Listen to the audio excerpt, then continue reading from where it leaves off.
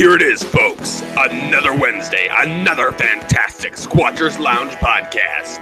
Join Reverend Jeff as he takes you on an adventure to Southern Maryland to his old teenage stomping grounds for official Bigfoot sightings and tales from the Reverend's own vaults. Always a chance for a new quasi-theory and a camping tips for stupids. I don't know. You just have to watch the show. They just hired me to read this shit. And now, here's your host, the Reverend Jeff Kelly.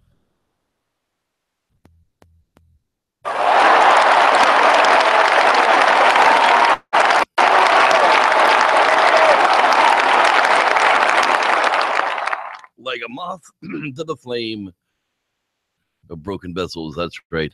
I am indeed your host, the Reverend Jeff Kelly. I'm here. You're there. That's going to make this whole thing awesome. And welcome to the Squatchers Lounge podcast. That's correct. No, we're not doing the Transylvania edition yet, although Halloween is coming and you never know. That's right.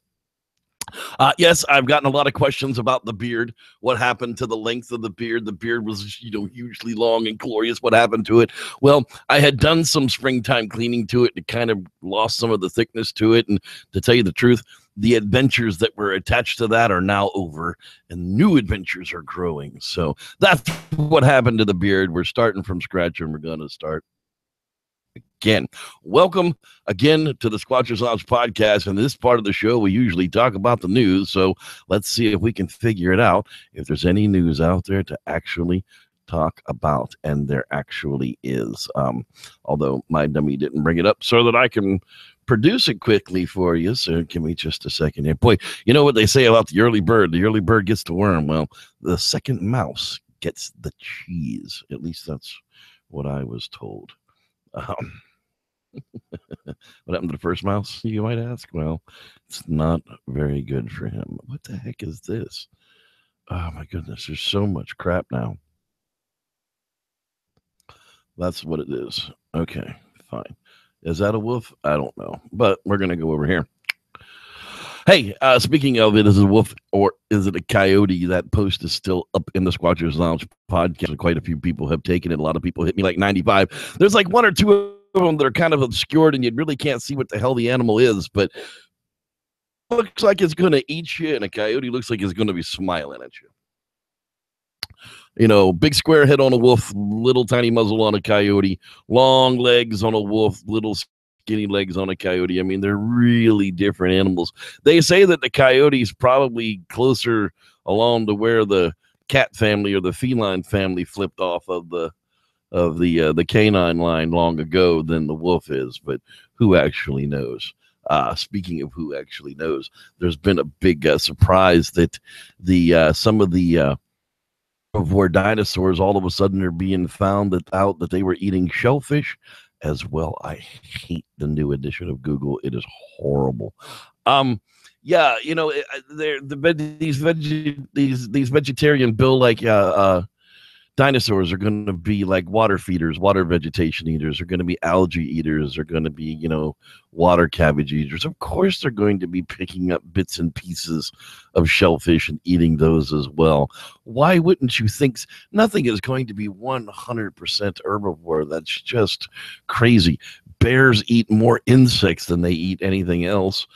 I don't know why other animals wouldn't have done the same all along. Surprise? I don't know. How can you surprise a scientist with something that simple? It's not simple. This Neanderthal child grew up just like us. A 49,000-year-old skeleton supports the notion that long childhoods thought to help nurse a larger brain aren't unique to just Homo sapiens. Yes, the Neanderthal kids got to, learn and play and be kids long before they had to become, hunters and gatherers along the way. One of the juveniles, probably a boy, has a fairly complete skeleton, letting researchers peer into his life. He would have been 4 feet tall and weighed 57 pounds. He was right-handed, and prior to his death, he had been mimicking his elders. The wear patterns on his teeth imply adults of his tribe. He used his mouth as a third hand during household tasks. So he was already learning how to chew and make skins. That's pretty cool. So you can check that one over on the Neanderthal channel, no, National Geographic channel. That's always a good read. Documenting Bigfoot's small town footprint.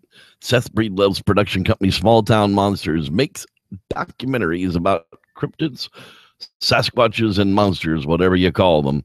Many are variations on Bigfoot. To kick off the Big Sky Bigfoot Conference, which took place last weekend, Breedlove was there. He showed his film, The Boggy Creek Monster, at the Roxy on last Thursday.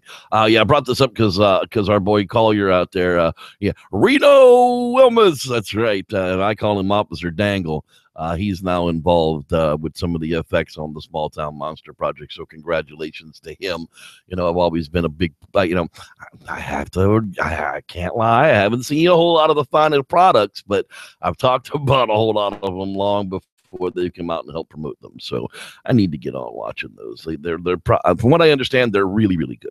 Speaking of really interesting, I just like that segue. First Station Sasquatch references Galley on the SasquatchCanada.com site. There's a whole bunch of just strange things attributed to the Sasquatch. Not really sure as to why these are all Bigfoot related things, but apparently big smiling round face happy guy means Bigfoot. Some of them I can understand, like that probably looks like a Bigfoot, but these odd faces in the rocks, are they Bigfoot? Are they stick people? So anyhow, I thought this came across with the pictographs here. These are here in California, down there by Fresno, somewhere on the Indian reservation. Kathy Strain apparently holds the keys to getting in and out of that place, which is pretty cool. I'd actually do the hike in to see this. I would really like to see this and document this before it's gone, or at least before it deteriorates any further along. But that's kind of neat. That's always been the Kathy Strain, I imagine. Anyhow, the old Reverend does know what he's talking about every once in a while. Speaking of knowing what you're doing every once in a while, they are doing Bigfoot in the Park 2. Thanks, Phil. I appreciate that. Please. I hate Facebook sometimes. Bigfoot in the Park 2, November the Modoc Mountain State Park. That's right. Hosted by the Cryptozoology and Paranormal View. 23 people are interested. So if you want to do it, there it is. Going to be going on November 4th. So you have about a month. Speaking about things that happened this past week, happy birthday to the Huckster. That's right, Mr. Jason Huckabee. They did a huge hike. God bless Google. I just love it. If you check out the Huck Outdoors channel, you'll see the results of that hike. 9,000 feet, 16 degrees. That's kind of crazy.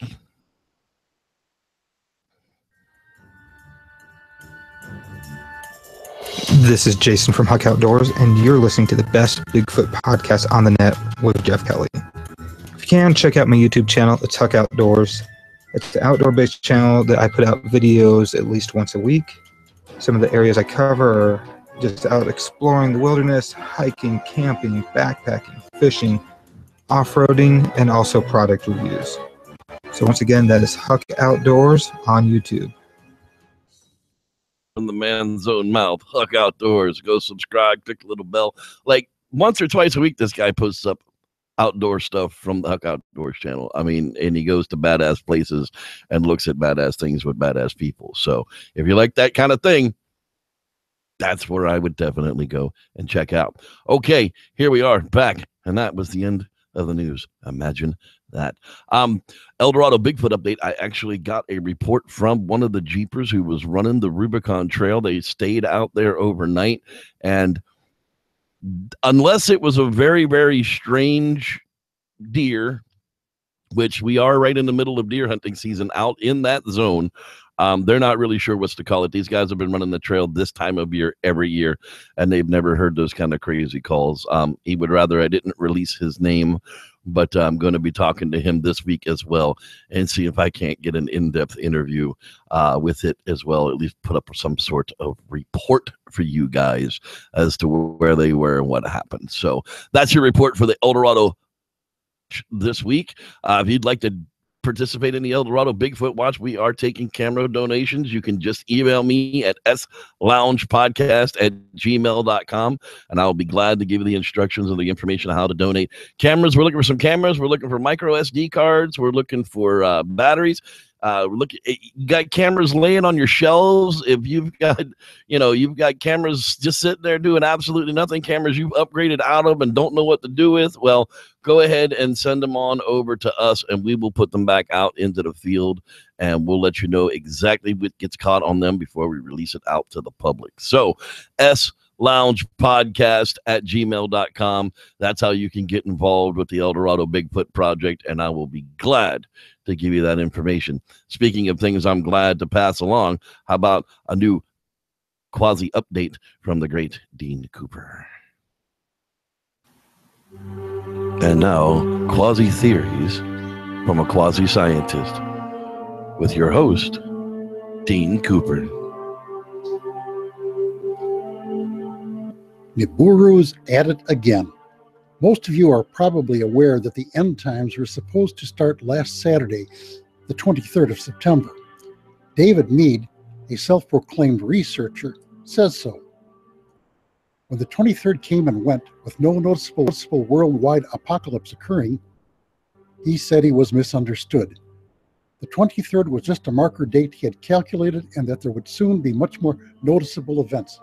Doomsday, for example, starting on October 15th. The planet Nibiru will make some sort of pass at the Earth, the world's electrical grid will collapse, and the long-awaited 7 years of tribulation will begin.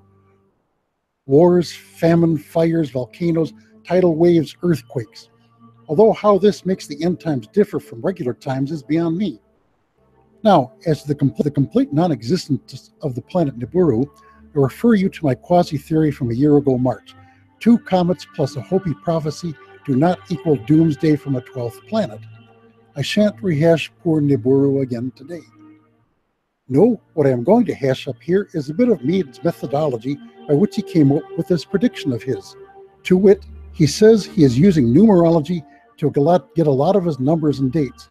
He's doing numerology on the Bible. Numerology is bogus, of course, just like most forms of divination. But it is a modern bastardization of an ancient system of encoding hidden meanings into stories and poems. In Greek, gematria. Briefly, most of the ancient Mediterranean cultures like Greece and Rome didn't use separate symbols for numbers when they did any math. These days we use what are called Arabic numerals, which were actually invented by Hindus in India. The Mediterraneans simply used their alphabets, like the Roman numerals. The Greeks, and Greek was the actual language of the Roman Empire, went alpha is 1, beta is 2. You get the idea. Many philosophers and poets back then actually encoded hidden meanings and messages in their writings. The name of a hero, for example, would be spelled in such a way as to, when you added up the numerical equivalent of the letters of the name, it would give you a clue as to the real underlying meaning of the story or poem. Gematria is actually much more complicated than that. There were rules for taking all these numbers gotten from adding up the letters and doing some math with them, adding, subtracting, all sorts of little things. If you were initiated into the system, you could hide all sorts of things in your writings, things that could only be figured out by other initiates. I use the words initiate and initiated for a reason. Gematria was invented by the founders of the ancient mystery religions, and you had to be initiated into those mysteries to know how to use Gematria. The Greco-Roman religion consisted of numerous cults to individual gods. Bacchus, Apollo, Diana, Demeter, Venus, Heracles, all had their cults. The Christian New Testament was written by people who had been initiated into the mystery religions.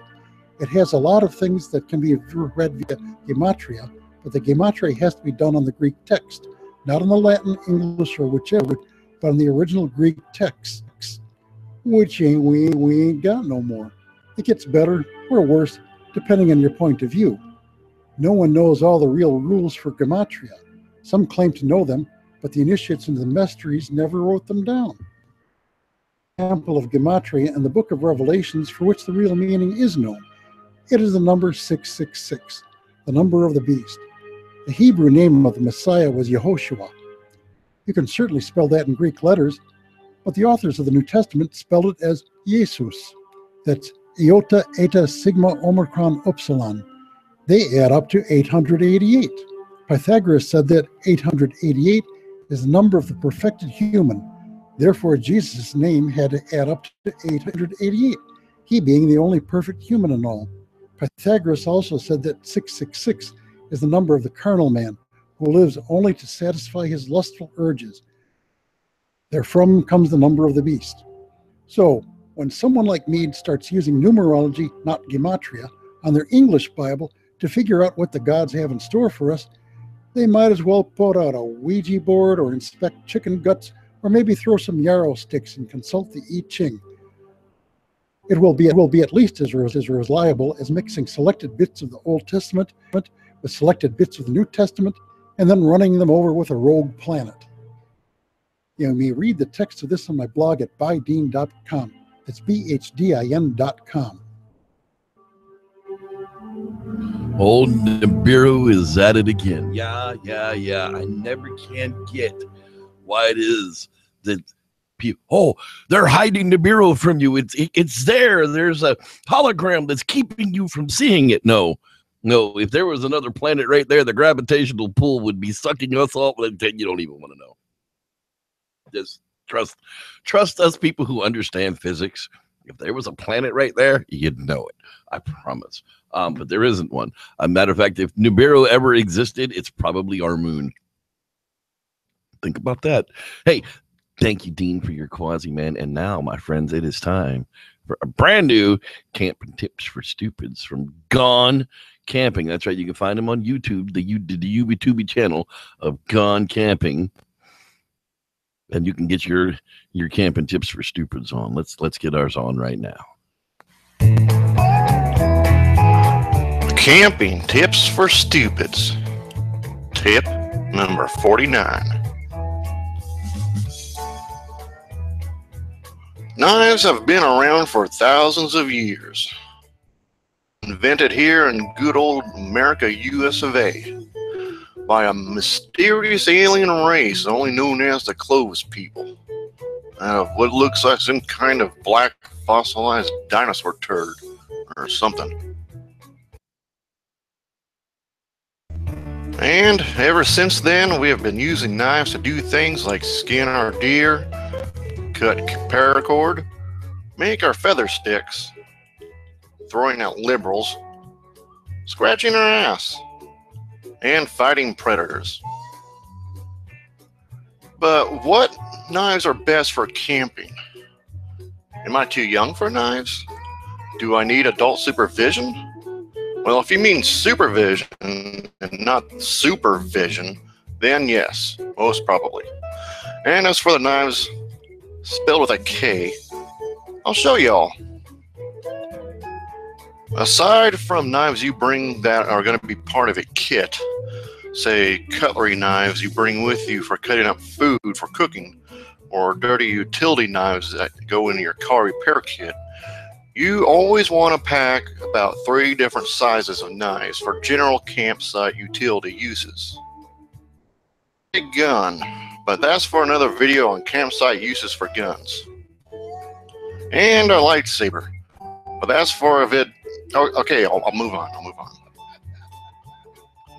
You want 3 basic sizes for your knives: small knives, medium knives, and large knives. Small knives will tackle final work chores such as wood whittling and cutting and all things that would be too clumsy with anything bigger. And they also fit better in your pockets or in your butt. Medium knives you want around for tougher chores like batoning firewood, feather sticks, and cutting and chopping duties that the small knives are just too weak and small for. Now on to the large knives. These wonderful bastards are great for heavy-duty chopping. Say in the place of a hatchet, can split wood well, and is also great for fighting critters that get too close. It's also just a fun way to scare the hipster liberal bastards away when they crawl out at night looking for their soy milk for their lattes. This has been Camping Tips for Stupids. Remember to spay and neuter your idiot population. God bless Camping Tips for Stupid and Kevin Warwick on camp. Oh my God in heaven. Sometimes, my man, inappropriateness is exactly what we need, and that, my friend. No, he's totally right though. The 3-knife rule is really things that you should be paying attention to. You should have a good pocket knife. You should have a medium-sized fixed blade on your belt, and you should have a larger fixed blade in your kit or a machete. I like the idea of the yeah, I know my camera went out. It'll be on in just a moment. The larger fixed blades, like your machetes and all, you're not going to carry around all the time, but it definitely needs to be there in camp, and you should probably add a hatchet to that. Outside of those 4 things, I mean, you're pretty cool. I mean, a pocket knife is good. Look, a pocket knife is really handy to do for first aid. I don't really want anybody kind of hacking on me with a Bowie knife. So if you've got to poke an airway, if you've got to cut away some skin or whatever the case, you're going to want, and sharp. Never dull knives in camp. Okay. Take a sharpener, put it in your kit. Even one of them cheap ceramic ones that you just drag across the damn blade will do it at least long enough to get it done. Never a dull knife and blade in camp, please. It'll kill people. Kill people. That's just a simple fact of it. Speaking of it, let's get to it. We are here to talk about Bigfoot. Sam Squanch reports. I was talking to Gary and Whitney White, and speaking of that, we're going to do shout outs here in just a second. I said, hey, pick a state. You guys drive around a lot. And they're like, Maryland's a good place to start. So off to Maryland we went. And when I looked at Maryland, Anne Arundel County was the #1 reported county for Bigfoot sightings in all of Maryland, which is a really goofy thing because the Reverend here spent many a year stomping around exactly the places we're going to be talking about tonight, and it just turned out perfectly. So let's say hello to who's out here. If you were out here earlier in the chat and said hi, I won't know it, so go ahead and say hi to me again in the bottom because it does reset after a while. So I'll start where I can see, and there's Miss Natalie Smith. She is high up in the box. Hello there. Dean Cooper, our quasi-theorist, he's in the house, as well as Lance Windsor. That's right. Rod Dupree, he's always in the place to be. That's an official member of the El Dorado Bigfoot Watch right there. Let's see here, James the Grower. Hey, you doing, man? Glad you are out there as well. Starshine, she's out there swinging her tool. Collier Wilmus, I don't know if he's asleep or not. He's working these days, so he's been. It's our Mr. Announcer guys these days. Squatch Box is in the house as well. Hello, Cassie. Christopher. Potatoes are vegetables, man. Don't let her talk you out of that. It's a vegetable. Trust me. Look it up. Google it. Don't even have to believe me. Kit. Oh, did I get that all over the microphone again? Hey, Ken, how you doing, buddy? Huck Outdoors. That's right. Go check out the Huck Outdoors channel. Give it a like, a subscribe, and click the thumbs up button and the bell and do all that good stuff. Let's see here. Okay, we're moving right down the list here. Brown Dwarf is checking in. How you doing? So glad you are here with us tonight. Obsidian Radio is also in the house. I see that there is, my camera has gone out again. It's going to be one of those nights. It's okay because I'm mostly going to be talking about stories, but I can still see who's here and who's not for the moment. Let me scroll down here. Kurt, Harris. That's right. He's in the house. There's Whitney. There's Whitney and Gary White. They're checking in. John Briers, how you doing? Keith Harden, always an adventure. Luna, she's checking in as well. Go check out her channel. That girl is just as adventurous as those men are. She ain't scared of no squatch. Taught those people the basics. Hopefully they're keeping their eyes out while they're up there. Let's see here. Gone camping. That's right. Jevin Moore's checking in with us. I know there's a whole lot more than this in the house as well. There's Mama 32. She's checking in. And let's scroll down. There's Mr. Collier Wilmus. He's Mr. Reno Wilmus, Mr. Dangle. He's dangling his tool out for everybody to see. Hey, no trolling in my hangout there, Chief. Oreo Cream Rocks. He's in the house as well. Sorry. Yeah, Oreo Cream absolutely does rock. I know there's more, and I don't want to miss anybody.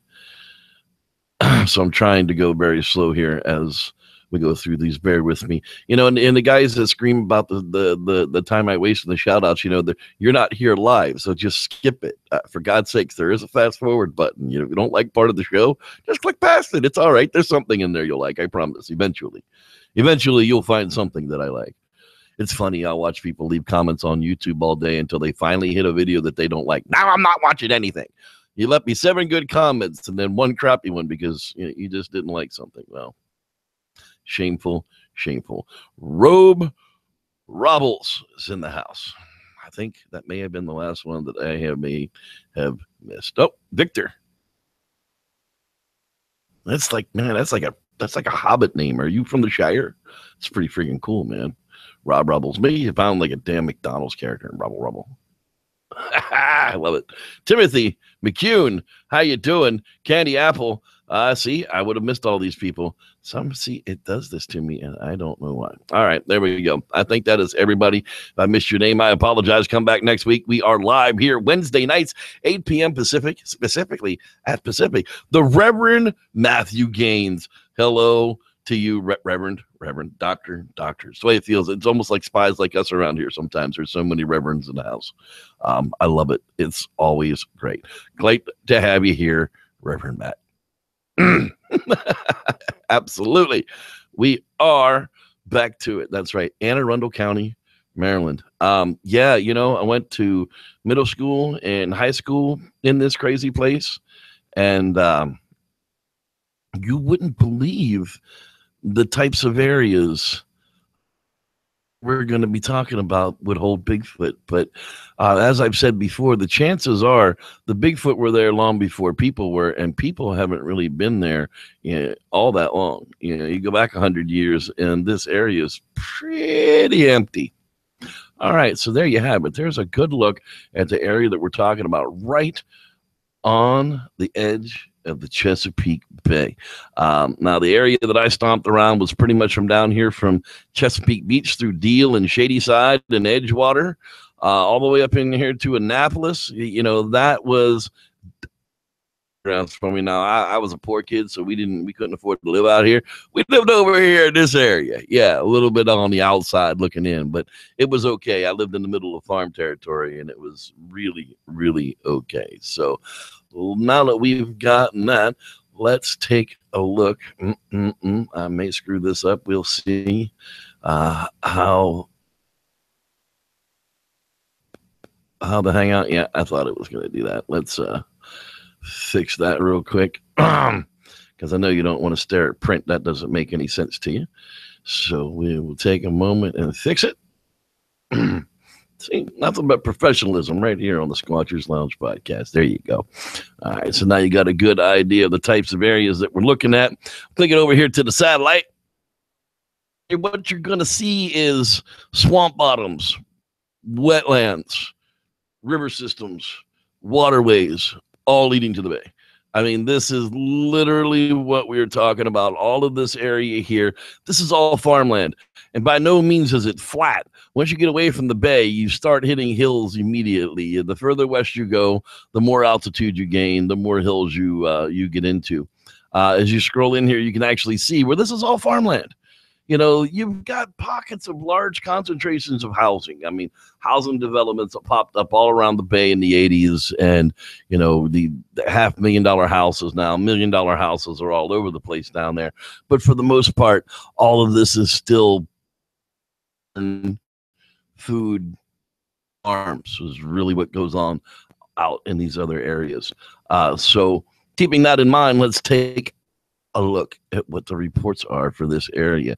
Now, going back, The first one is from 1973. That's right. We're talking 44 years ago.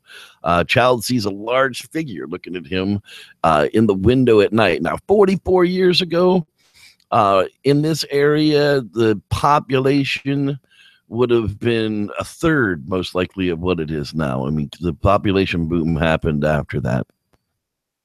During the summer of 73, I was 10 years old. One evening, I awoke because of the summer heat. My bed lay roughly 2 feet and parallel from the bedroom window. The bedroom window was on the ground level and faced the roadway, lit by a single streetlight in the area. I recalled having just awoke and sat upright in bed, looking to my left at the floor fan. I recall thinking that the evening was very, very hot. And as I sat in my bed, waking up, I turned to my right, looking directly into the window. What I saw can only be described as a large head with a distinct hair covering it. It was much, much larger than any human head. I recall seeing the eyes blinking at me. From a distance of 2 to 4 feet, I also recall seeing the teeth in its mouth. The eyes and the teeth contrasted sharply from the darkness of the rest of the head. The light from the roadway was from behind left, so I wasn't able to make out a distinct feature other than the eyes and the teeth. There were no sounds other than the fan. This thing was making no threatening moves. In fact, it was doing nothing other than looking into my bedroom window and seeing me looking at it.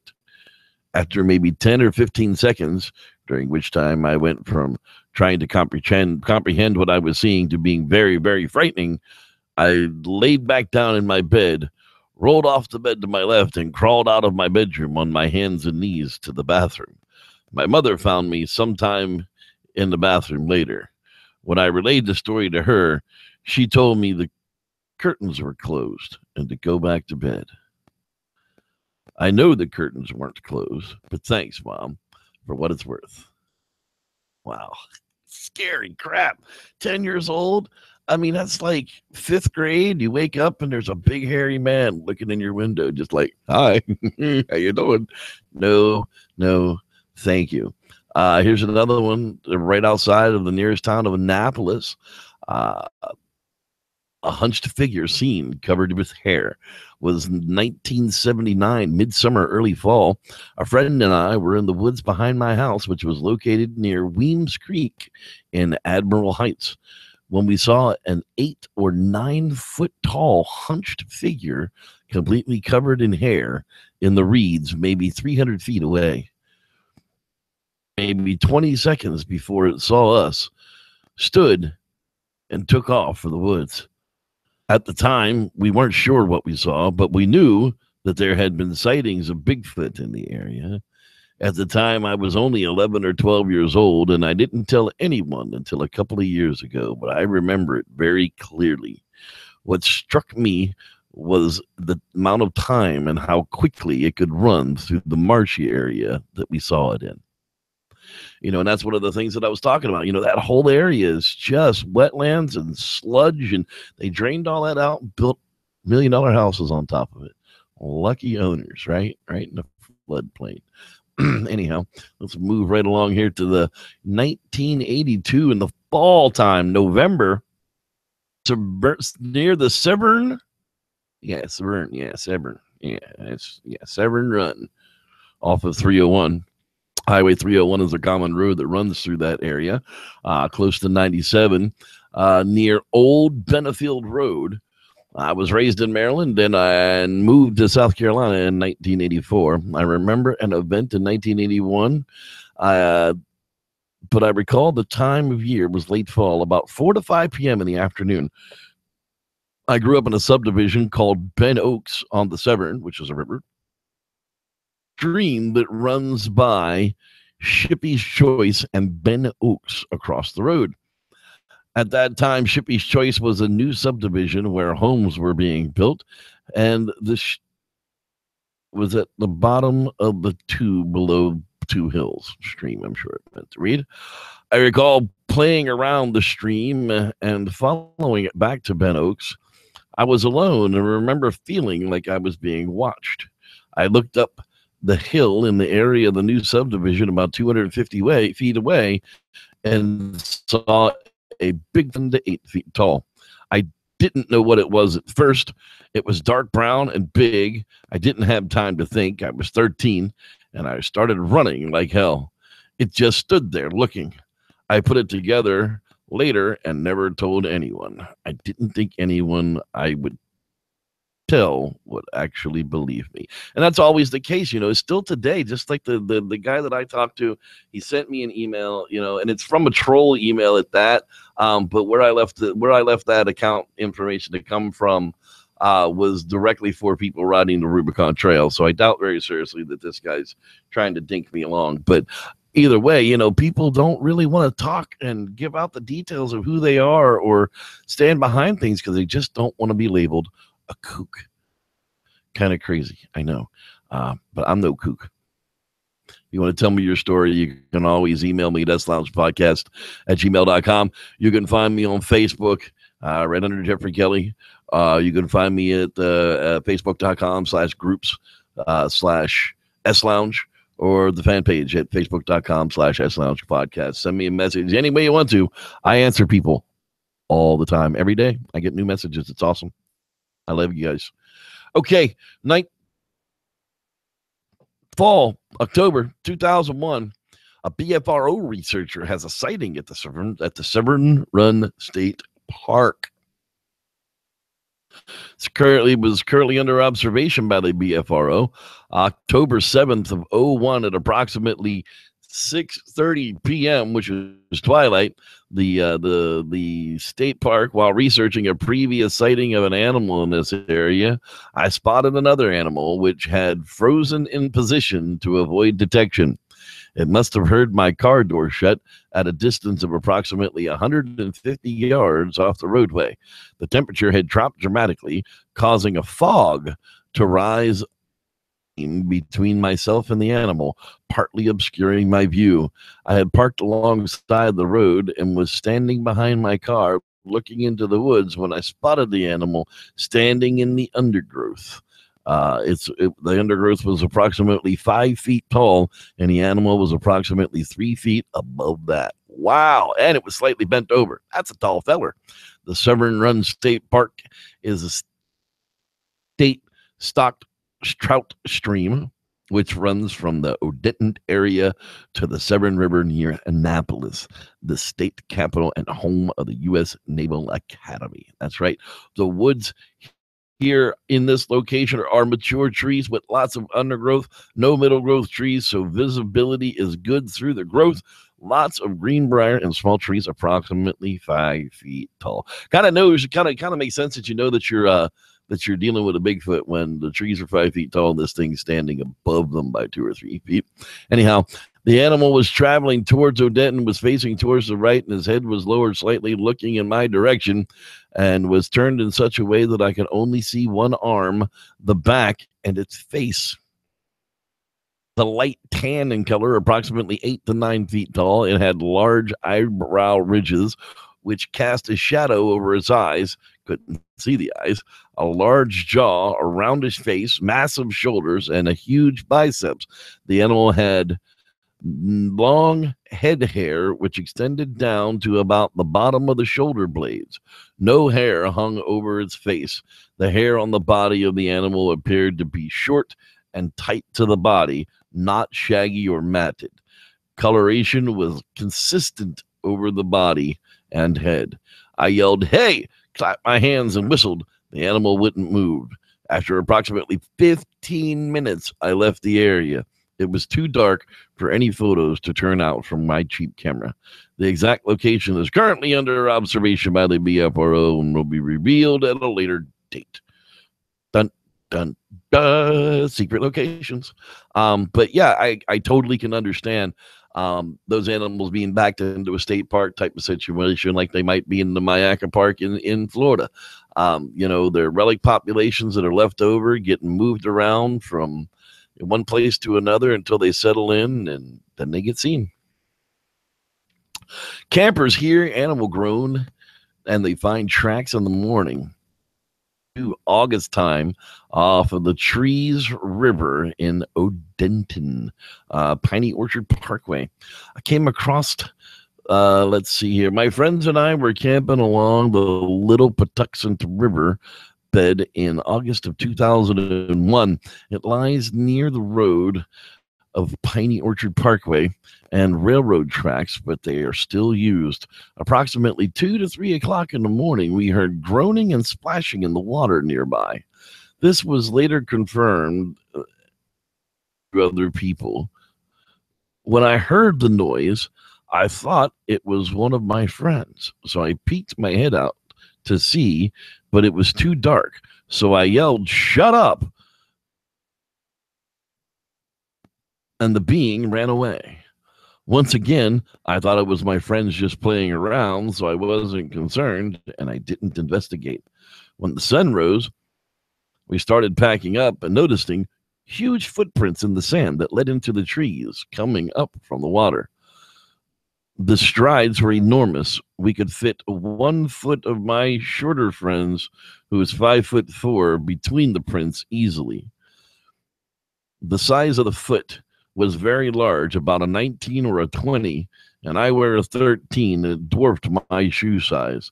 Since then, I have seen or heard nothing, and we go to that site camping and swimming often. One of the places that we used to camp out and hang out a lot was on the was off of the Patuxent River ourselves. We used to striper fish down off of Sands Road behind the old sand pits. I actually lived right across the street from it, but we would still, as kids, grab a tent and just go camp right down there on the river and hang out overnight. And it's very much the same type of thing. We knew what a fox sounded like. We knew what the owl sounded like. We knew what the crazy-ass rabbits getting eaten by the fox sounded like. And there were hoops and bumps and weird groans in the night that just didn't make any sense. And there's 10,000 people that live along that river, but that doesn't mean that the animals aren't still there in low numbers moving around, watching you sleep. Fall 2005, a bow hunter hears vocalizations and smells a foul odor. I was bow hunting for deer in September of 2005 in the swamp bottoms of West River in Churchton. When I heard what I can only describe as gibberish hollering coming from behind the deer blind that I was in at about 100 yards or so. It moved east to west, hollering gibberish and moving closer and closer to where I was. I unzipped the back of the deer blind to try and see with my field glasses what was making all that noise and scaring my deer away. I saw nothing. The sound was getting closer. I feel nervous, even though I had permission to hunt there. That's when the smell of a damp, musty roadkill mixed with dirty diapers hit me. I had to exit the deer blind for fresh air, and an overwhelming sense of fear gripped me. It was one more of safety issue that made me exit the deer blind and knock an arrow in my bow and leave the area as fast as I could before I came in contact with whatever was making that noise. I was unnerved by the aggressive tone of the gibberish and hollering. The fact that it was close by and I could not see it, coupled with the smell and tone of the voice, made me realize that I had best leave the area and quickly. Dude, could you imagine that? Even if you saw the damn thing, a Bigfoot, like just mindly gibberishly hollering at you. Oh my God, dude. What do you do with that? I think you run. Like, I don't think you put your hand out and try and shake it, because I'm pretty sure he's telling you he's going to rip it off and beat you with it. So I don't think we do that. But, man, now, Shady Side Road in Maryland, that's one of those places that I was talking about that I know very, very well. Here's Shady Side, right over yonder, and here's the West River. And, this is exactly the types of river bottoms and leftover places. Yeah, all of this are people. All these little lines, these are all people, but all of this is still swamp bottom and places that can't be people, or it would be people. And as you look around, there's a whole lot more not people than there are people. So very well could be that Sasquatch is literally living in Shady Side's backyard still. Right along the West River, this all runs out endless amounts of food. I mean, just you can't imagine how rich these estuaries are with finger-length mullet and oysters, and shellfish and fish. I mean, bluefish and bait fish. Just endless amounts of foods in this area. So much so that there's no reason that anything couldn't live there forever. It would genetically end up getting populated out. It is what would end up happening. I mean, you'd end up with, 3-eyed and 17-toed Bigfoot that can't walk, which would be absolutely sad. Okay, here, let's get it wrapped up for the last story here. In 2008, experiences unusual activity while hiking the Oxbow Lake Nature Preserve. Hey, as an avid birder, a person that loves watching birds, yeah, we get it. I was taking a walk around Oxbow Lake to see what birds were out and about. Almost as soon as I started the short trail around the lake, I noticed that there was no activity, none, no birds, no deer, no squirrels, nothing. This seemed very odd to me because it was a beautiful spring morning and the sun was shining and there wasn't even the smallest breeze in the air. Then I noticed the birds weren't even singing. I could not hear one bird song or call, which is very unusual because there's always a lot of bird activity here, especially in the early morning. Then I noticed that not even the frogs or the peepers were making any sound. It was complete silence. Which I reached the part of the trail which I usually see deer, there was nothing. It was just about in this area where I started to smell this terrible odor. Hard to explain, a strong musky smell, not like a dog or a skunk, but a definite heavy odor of musk, one I have never smelled before, and I have spent a lot of time in the woods. While I was standing quietly trying to figure out what and where that odor was coming from, a live tree 30 to 40 foot high fell about 100 to 150 feet from me. It just fell. And then there was not a small breeze that day. I've spent my childhood in the deep woods of the Adirondack Mountains, and this just went against every natural law I could think of. And believe me, I tried to rationalize it. I then had this intense feeling that I was being watched, not more like being stared at, and then I got the sense that perhaps the tree had been pushed, like a warning. I decided I should start making my way back towards my car, still not hearing or seeing any wildlife. Just before getting back to my car, I went to an overlook, and all of a sudden, I heard from the opposite side of the lake a loud howling. It echoed through the marsh area. After 3 or 4 deep howls, again, silence. I walked back to my car and drove home. Oh, what an epic way to wrap up official from Anne Arundel County, Maryland. Yeah, seriously, like there's so many stories that you hear. Goat Man. There's a bunch of urban legends from this, the Crybaby Bridge. There's a whole lot of paranormal activity stuff that people say goes on in and around this area of the bay because, it's one of the oldest areas of the bay. People have been living and fishing off of these points for a very, very long time. Maybe that's what it is. Maybe that's not what it is. I don't really know, but I'm just saying there very well could be Sasquatch living that close to the human populations in rural southern Maryland. And it really wouldn't surprise me. And we're going to wrap up this edition of the Squatchers Lounge podcast. Of course, I have a Bigfoot campfire story for you, like we always do. And that was the way we will wrap this one out. So I want to thank every one of you for being here live with me tonight. Come back and see us tomorrow night at 5 p.m. Pacific for Vinyl Power. That's right. If you love vinyl records and you're going to love Vinyl Power, my friend Kurt Harris and I are getting warmed up, more views each and every week. So check us out on Vinyl Power Podcast on Facebook. And with that, we'll leave it for you. Thanks for being here. I'm Reverend Jeff, and may the Squatch be with you.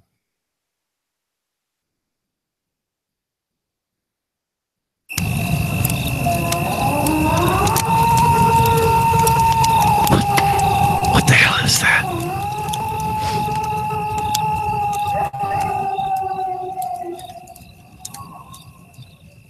I don't know about you, but I'm pretty sure that was a Bigfoot. Let me tell you a story.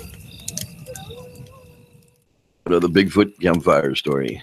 This one comes to us from a hiker named Booney, who, while hiking the Pacific Coast Trail in California, he had an encounter with a Bigfoot unlike any I've ever heard before. This is that story. I guess I should start out by saying I'm one of those crazy survival people. At times I head out here to the PCT and spend weeks just eating and living off the land. I carry my tools in my pack when I come out here, but it's something that I crave a lot, so I spend many weeks each year along the Sierra areas of the PCT. On this trip, I decided I would walk the area before Truckee and get up near the Sierra Buttes. I had a friend drop me off near the trail, and I picked it up. My adventure was on. I had been hiking on and off for about a day and a night when I decided it was time to set up a camp for a day or two and hunt and rest up. So I got off the trail about a half mile to avoid being in the way of any other hikers, and I set up a perimeter shelter and a small fire pit. Well, it was mid-October and the rains had returned, so there was no danger of fires to worry about. Well, I set off to find some water and hopefully some food. Well, it wasn't long before my bottles were full from this little rock creek just down the hill, and I spotted a ground squirrel. So I picked up a hand-sized rock and aimed it just right, then threw it as hard as I could, but I missed, and the rock hit the trunk of a hollow tree, and it rang out a loud knock. Well, oh well, I missed it. I guess it would be me and Jack Links at the fire tonight, but I like beef jerky.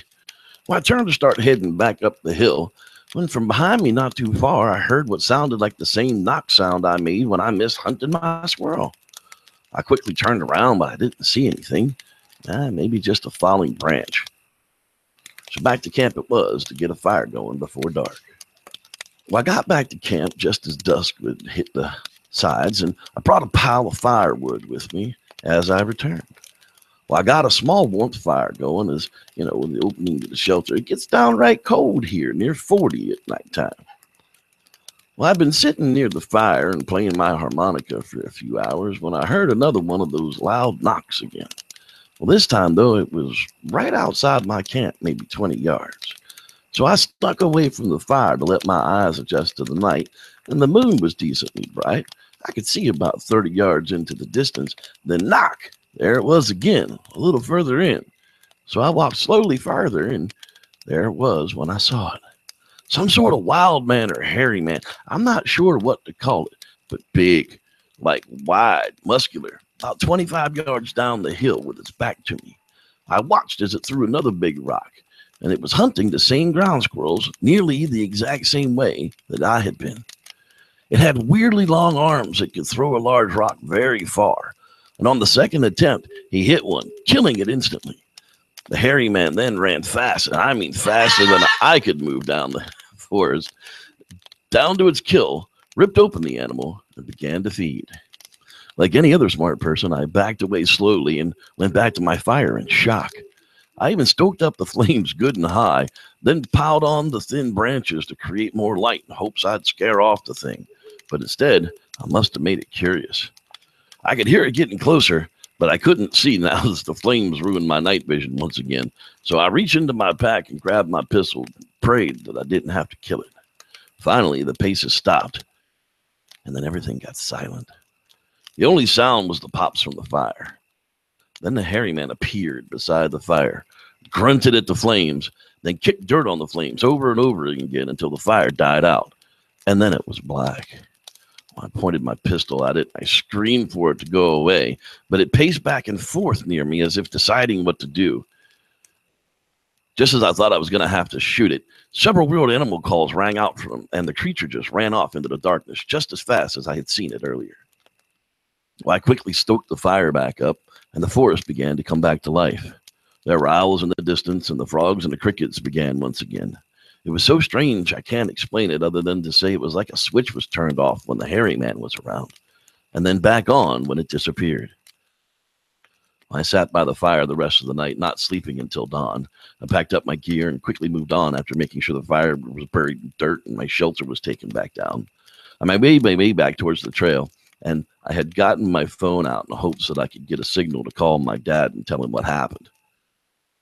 Just then, as I neared the trail, I heard that weird call again, and I turned to see a hairy man staring at me from 40 feet away. Well, I hit the camera app and I hit the button over and over and over again, and then it whooped and it ran off once again. Well, that was enough for me. I pretty much jogged back to civilization with my pack on my back, knowing I had the best picture of one of these things ever. After I got a signal, I called my dad for a pickup, and he was surprised it was so soon until I told him the story once I got in the truck. When we got back to the house, I was so shaken I had forgotten I had taken photos. But when I showed them to them, my dad just laughed at me. He said there was no Bigfoot in these pictures, just an old stump. Did I imagine seeing the creatures and taking its picture? That couldn't be the case, could it? Well, everyone had the same conclusion, that the pictures had no Bigfoot in them. But every time I looked at them, I could clearly see this thing in my mind. Terrifying encounters can do strange things to a human mind. At least Hairy Man didn't have him for dinner that night. Thanks for listening. I'm Reverend Jeff, and may the Squatch be with you. And we'll give a final hangout shout out to Sweet Pete's kids, Andy and Liam. Thank you so much for being here. We'll see you guys next week. And with that, may the Squatch be with you.